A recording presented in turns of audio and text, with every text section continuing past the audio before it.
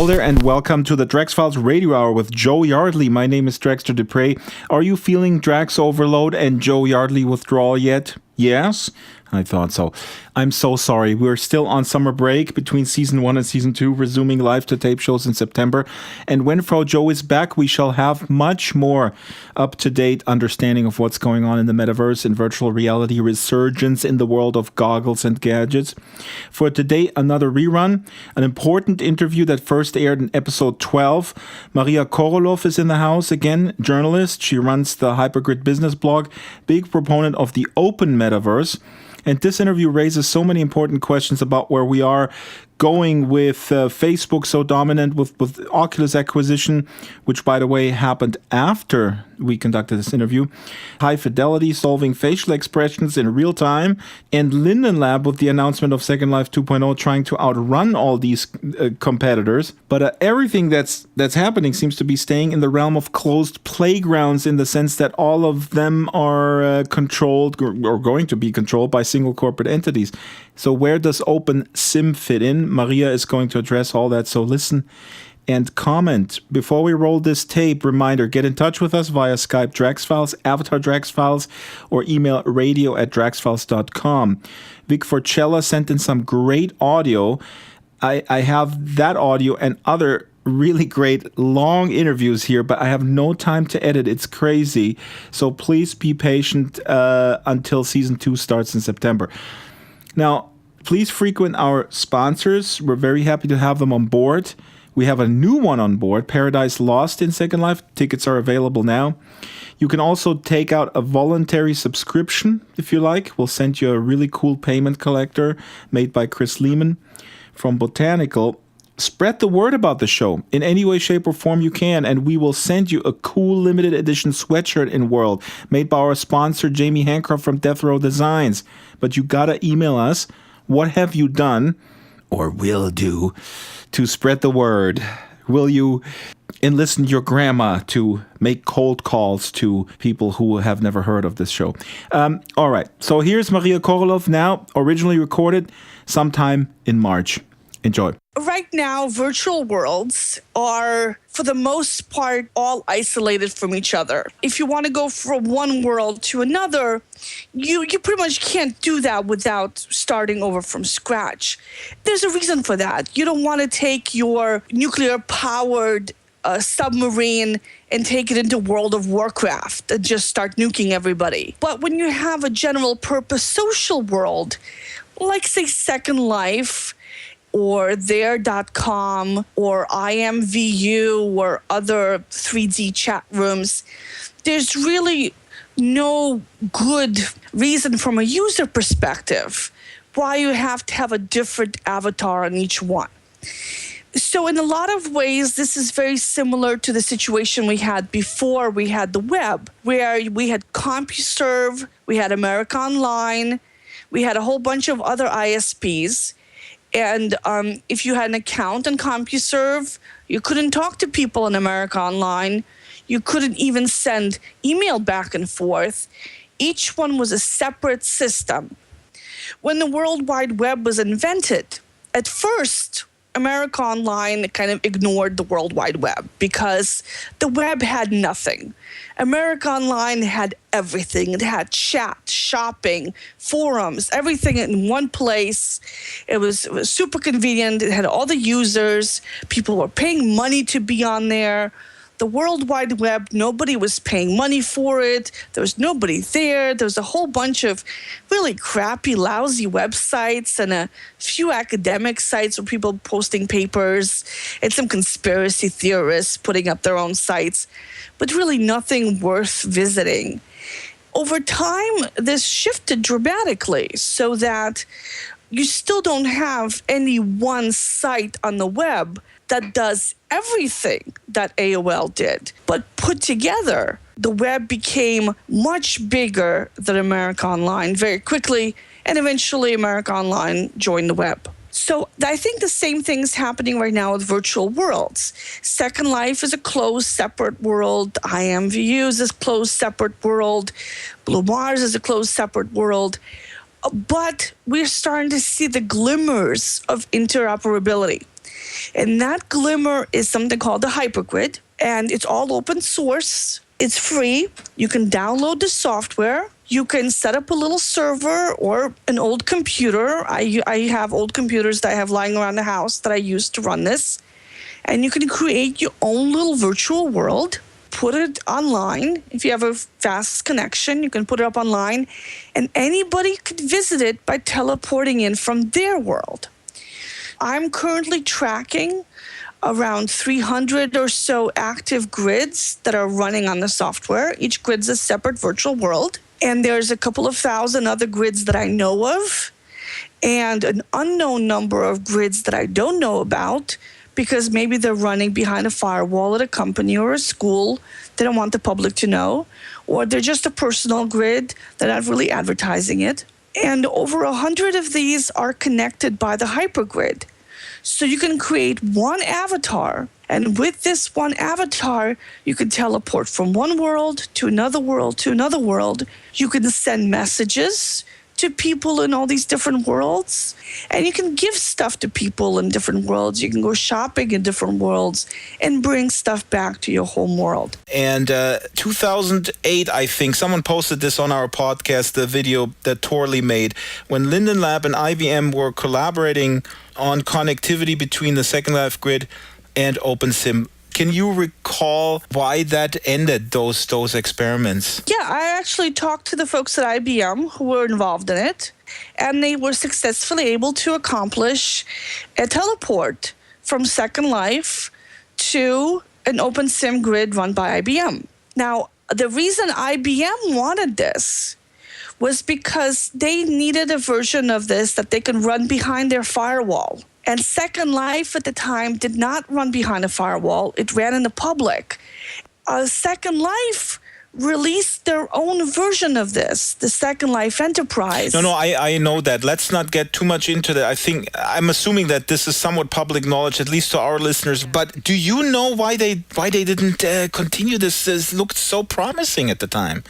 I think it's because they got away from the idea of Second Life as an entry point to the Metaverse and became focusing on the idea of Second Life as just another business. And when you have a bigger picture, this is very different than when you're focusing on the bottom line. And I believe that having a bigger vision would have been very positive for Second Life and Linden Labs. And by focusing on the bottom line in a very short term, by trying to make, sell land and keep the land sales up and trying to have the business customers, they wound up missing the boat.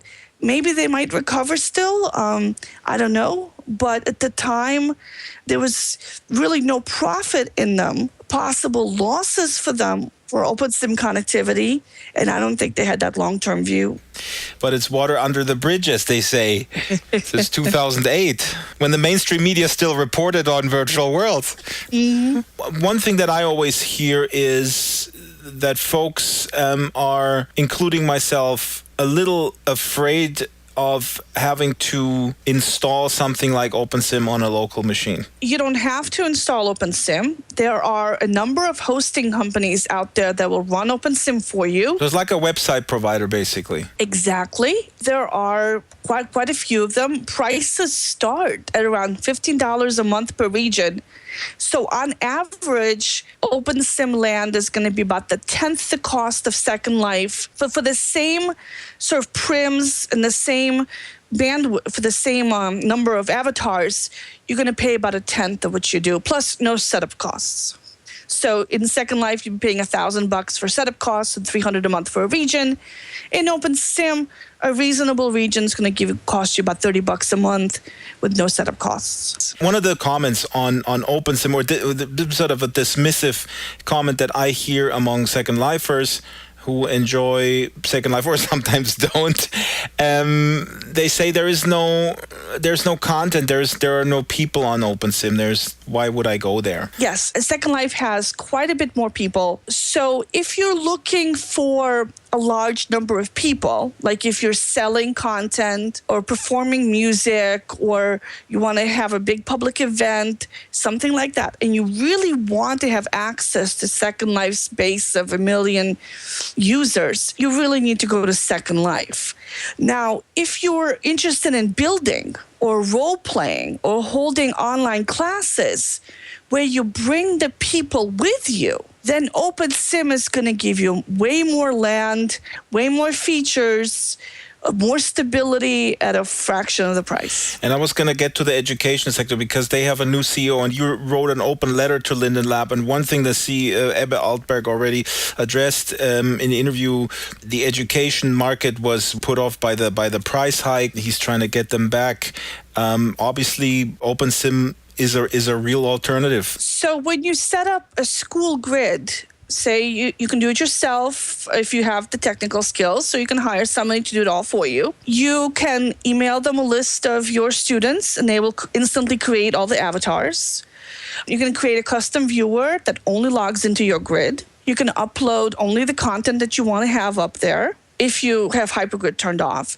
So it's full control, and you can make a backup of the entire grid or individual regions with just one button. You retain all the intellectual property rights. Mm-hmm. You can have a grid, like say that has 100 regions, and 99 of those regions are private for grid residents only, and one region is facing the public. So people can teleport in, you can have little freebies and promotional stuff.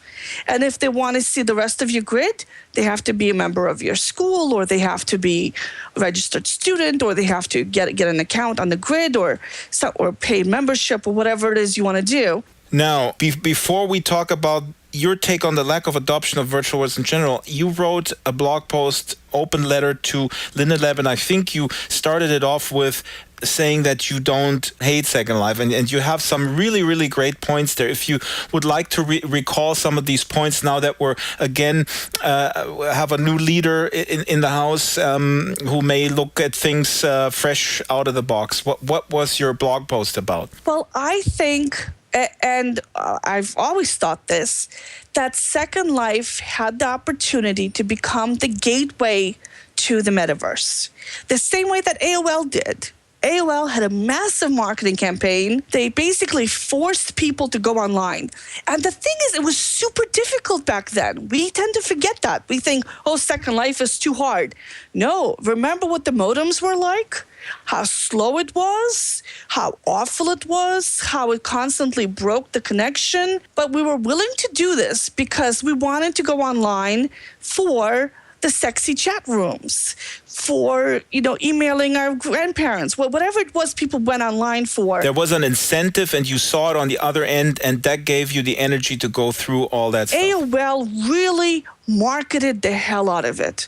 I mean, I don't know if you remember this. There were CDs inside cereal boxes. I do remember, yeah. That's when I came to the US around that time. It was insane, those CDs. You could not buy anything without getting an AOL CD. Every computer that was shipped had AOL pre-installed. And it's still, only a fraction of people tried it. A lot of people who tried it didn't like it, didn't stick around, but they kept pushing it. And they laid the groundwork for people to go online. They laid the groundwork for the web. And I think that Second Life could do the same thing with a big marketing push. There are good reasons for people to go into a virtual world. You can do simulations, you can do games, you can do the interactive chats, you can do a lot of educational stuff that you cannot do in any other platform. Now, you don't want to go into a virtual world to show somebody some slides. You don't want to go into a virtual world to have a telephone conversation. But there are some unique things that you can do with simulations and around interactivity that are unique to virtual worlds. And the Second Life has some really strong users who love it, who really love it. And I came into this because I tried Second Life and I said, oh my God, this is the most amazing thing. I really want to be involved in this. This is so cool.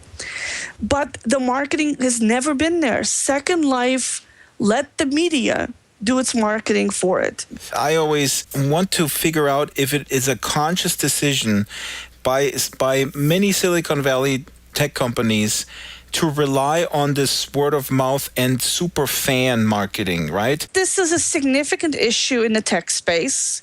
There's a disdain for sales and marketing by a lot of people, and they point to the successes of word of mouth advertising. Often they miss what actually, there's often this very strategic effort behind the scenes to do this, to create a viral or a word of marketing product. It usually takes more than just stepping back and letting it happen. AOL did not just happen, even though on its surface, it's also a word of mouth product, because you go in and then you bring your friends in because you want to communicate with them. But in practice, especially when you try to have behavior changes, it can take quite a bit of advertising and marketing to get people to realize that they need something new. Clearly, with the case of Second Life, the viral effect and the media hype was not enough. But it's also a fact that Second Life and Opensim and related technologies have really matured. I mean, there's also the matter of timing, and I think you addressed this too.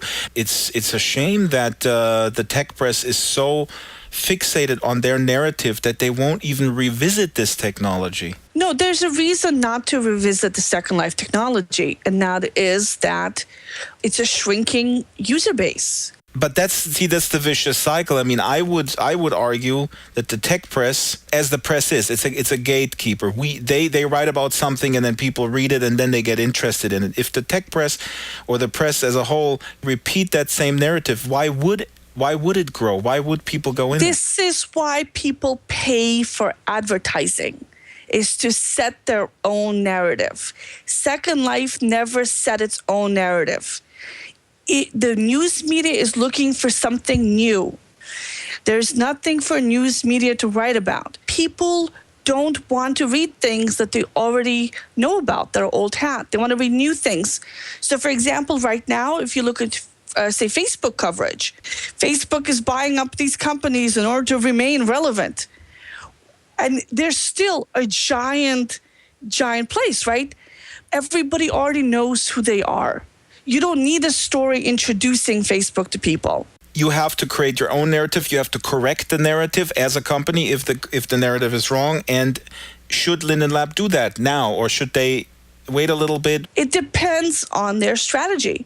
If they want to be the gateway to the metaverse, if they want to be the PayPal of the metaverse, which they could be, if they want to be the Google of the metaverse, which they could be, if they want to be the portal, the Yahoo of the metaverse, which they could be all of these things. But that means that instead of saying, oh, our pie is shrinking, how much money can we eke out of it while it's still hot, versus, let's say we're going to have a smaller slice, but of a huge, big thing, how can we do that? And you write in your piece, because of the convergence now, or the advent of the new hardware interfaces, the time to say yes to maybe being the lead again in the metaverse in exchange for maybe a little smaller piece of pie. And it seems to me, or to all of us, that virtual reality is not a dirty word anymore either. I totally agree with you. The Oculus Rift has the potential to be really, really transformative. The way, say, the iPhone and the iPad were transformative. You have to take a big risk. Google took a big risk with the Android platform, which they open sourced, hoping that eventually, someday, they will make money from advertising through this channel. They had faith that eventually this would grow to the point where it's going to make them money. And Apple had the same faith that eventually this is grow to the point where it's going to make money. But it's a giant risk. And right now, Second Life, Linden Lab isn't taking that risk. Opensim and all virtual worlds could be the content that the hardware devices are looking for, because right now, the hardware devices certainly don't have connected worlds or anything resembling a universe. The combination of Opensim, Second Life, and the Oculus Rift could be the beginnings of the metaverse. And without this, there's the potential that somebody else will create from scratch a new platform for the Oculus Rift that Microsoft will do it, or Google will do it, Or Philip Rosedale. or one of these video game companies will step up and say, listen, we know the Oculus Rift. This is so cool. We want to get this technology into everybody's hands so everybody can have a virtual world. Let's do this. Sony might do this. Who knows who will do this? What is your take on the lack of adoption overall? I mean, probably every one of us has similar stories where we try to explain what virtual worlds can do. We see the mouth water on the other side, and then there is absolutely no interest, no follow-up, or there is an eye roll right away. You're probably too young to remember this, but there used to be a time when we were all using text-based interfaces. You had to type DOS commands. Remember? No, that I don't. There used to be a time when in order to open up a folder, you had to do CD, C:/docs, right? So back in those days. Now, when you took a business person who was used to using spreadsheets and word processing documents, and you showed them the Mac or the Apple II, I remember I was a programmer back in those days. They looked at it and they said, this is a toy for kids. I see where you're going. There is no way you're going to have me using a mouse and do this, because the DOS command is so fast and so powerful, and this mouse clicks thing, you can only do a tenth of what you can do in DOS. And I've spent all this time learning all these commands. I'm super fast at it. And this thing is a toy for kids. So what happened was that Microsoft took a leap of faith. They released Windows, and they basically forced everyone to upgrade. A lot of people really, really, really hated it because they knew DOS. DOS is faster. And we have the same exact attitude today. This is a toy. This is for games. Okay, fine, simulations are nice, but basically, or desktop publishing is nice, is what people used to say. Well, I can see using a map for desktop publishing. But other than that, no real person would have this in their office. And to this day, if you go into a company, the only place you will find Macs is the desktop publishing, the graphics department. Now, if you look at a video game, Pac-Man or something like that, it is a lot faster to navigate on a flat screen than to navigate in a 3D world.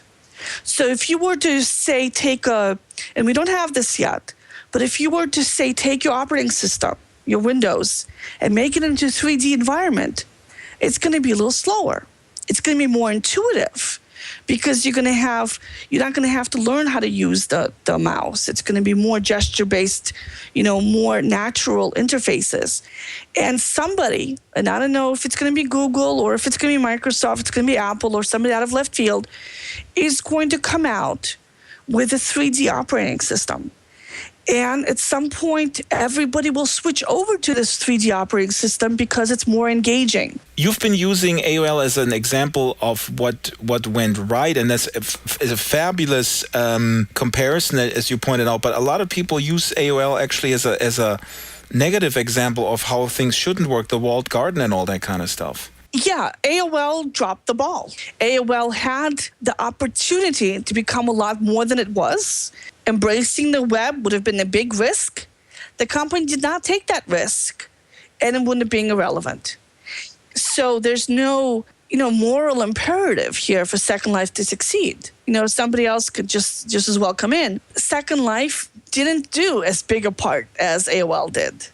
It could have done a lot more. It had the opportunity, it had a lot of momentum, and it didn't do a fraction of what AOL did. Let's just use the present tense and end on a positive note.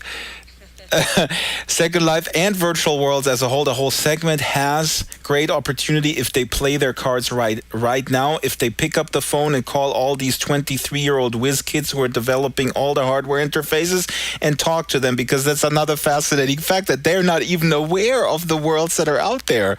I spoke to Pamalak a little bit on Facebook here and then, and he has said in 2 interviews, I think, oh yeah, I don't know, Second Life, I was in there once to buy some bitcoins on a street corner. I talked to him about Opensim in Boston a couple of months back when he was here for a conference. A few other people there who also knew about Opensim and who could see the potential of it. Because right now, if you want to create an environment for the Oculus Rift, you have to be a professional developer. And you have to use Unity or one of the bigger engines for it. Whereas Opensim, anybody could set it up and have their own virtual world that people can visit with the Oculus Rift. That's the empowering aspect that unites, again, Opensim and Second Life, that the user can actually has agency over their creation versus just plopping into a game that was created by someone else. Yeah. And that was also I think the aspect of the World Wide Web, whereas AOL was a little bit more like, say, Facebook. You could like post things on there, you could send email, but you couldn't really create and control your own environment. And on the web, you could create and control your own website fully. And Opensim allows you to do that, allows you to create and fully control your whole world, everything about it. And I think that's amazing. If somebody comes out with a cheap, easy to use, user-friendly world creation tool that's compatible with the Oculus Rift from day one, that's cloud-based, so you go online and you just do this. If it's cheap and easy enough, it could become the de facto standard for virtual worlds, and we might have a proprietary commercial metaverse. I would much rather have an open one. That was Maria Korolov with lots of food for thought and an interesting detail to pontificate. Back when this was recorded, not only did we not know about Facebook acquiring Oculus, we also didn't know about Second Life 2.0. That's it for the show. Comment, stay in touch. We're looking forward to Frau Jo coming back. She has been building a new mesh version of the Hotel Adlon, which will be premiering this Sunday. Sunday, not Saturday, at 2 p.m. Second Life time. Be there. I can't be. I will be in world filming with Iraq War veterans and amputees for a new episode of the Drax video series, but you better be in 1920s Berlin or else. I have no further details on the event. Just get there. It's very hard to get in touch with Jo these days. She's in building mode. Can't even bribe her with schnapps. Also, Loki Elliott alerted me to a bunch of videos taped at the Wikimania convention in London. We will link to them. Game designer and game philosopher Ralph Koster did a great talk about online communities, about hierarchy in these communities, leveling up, commitment, getting people motivated, etc. Really good stuff. And there's a panel on virtual communities with great thoughts too. No mention of Second Life though, of course. I was pretty sad about that. I couldn't eat my Schweinebraten mit Knödel for 2 days. All right, kidding. My jokes are getting stale. Let's end this. Last word. If you want to get angry at something, besides all the wars that are going on in the world and Robin Williams' death and the ignorance of issues such as depression in the public, if you want to get angry at the state of journalism in this country, feel free to read, if you have not already, a rather clueless piece of parachute reporting by Business Insider. I'm not kidding, that is the name of the publication. An article about how Second Life is a zombie town with nothing going on except for dancing. Remember though, commenting on these articles may bring out the professional trolls, so you better do what I did. Breathe, take a walk, come back, and don't comment. Let Frau Jo do the commenting. She's very good and very even-keeled. And let Ebbe Altberg tweet about it. He's very good and very even-tempered. Let the pros handle this, folks. Or, on the other hand, should we not set the record straight, be loud, vocal, addressing inaccuracy, confronting this head-on? You be the judge. Thanks for listening. Bye. See you all next Friday. The Drax Files Radio Hour with Joe Yardley is a weekly production of Basic Drax Entertainment. The show is supported by Leap Motion, SL Go by On Live, Stitcher, Paradise Lost in Second Life, Bot Girls Identity Circus, Caravel Design, Vika Creations, Humanoid Animations, Escapades, Botanical, Death Row Designs, Nantra, Angel Red Couture, Fallen Gods Incorporated, What's Next, Avacon, and Landscapes Unlimited. Contact the show via Skype, DraxFiles, Avatar DraxFiles, or email radio@draxfiles.com.